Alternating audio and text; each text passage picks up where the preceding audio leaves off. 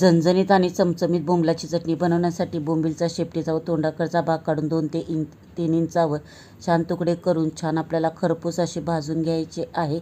छान भाजल्यानंतर यामध्ये गरम पाणी ओतून 5 ते 10 मिनटं भिजत ठेवणे. भिजल्या कारणाने बोंबील नरम पडतात, तर त्यातील मधला काटा काढून घ्यायचा आहे, जेणेकरून आपली चटणीमध्ये कचकच लागणार नाही. बोंबील साफ करून झाल्यानंतर याला एक वाटण बनवूया. तर खलबत्त्यामध्ये हिरवी मिरची व लसूण पाकळ्या घेतल्या आहेत आवडीनुसार. छान ठेचून घेणे. पेस्ट वापरली तरी चालेल. कढईमध्ये थोडेसे तेल टाकून जिरे व आपण जो ठेचा बनवला आहे तो टाकून बारीक चिरलेला कांदा टाकायचा आहे. तो छान नरम होईपर्यंत परतल्यानंतर बारीक चिरलेला टॅमॅटो तोही छान नरम होईपर्यंत परतून घेणे. हळद पावडर, धने पावडर, गरम मसाला, बारीक चिरलेली कोथिंबीर, मीठ टाकायचे आहे चवीनुसार. सुक्या मच्छीला मीठ बऱ्यापैकी असते, जेणेकरून बेताचीच टाका. रंगासाठी काश्मीरी मिरची पावडर आणि साफ केलेले बोंबील टाकून छान परतून घ्यायचे आहे.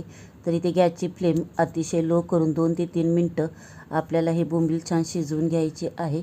तर 2 ते 3 मिनटातच आपली ही झणझणीत चमचमीत बोंबलाची चटणी तयार आहे. नक्की ट्राय करा. थँक्यू.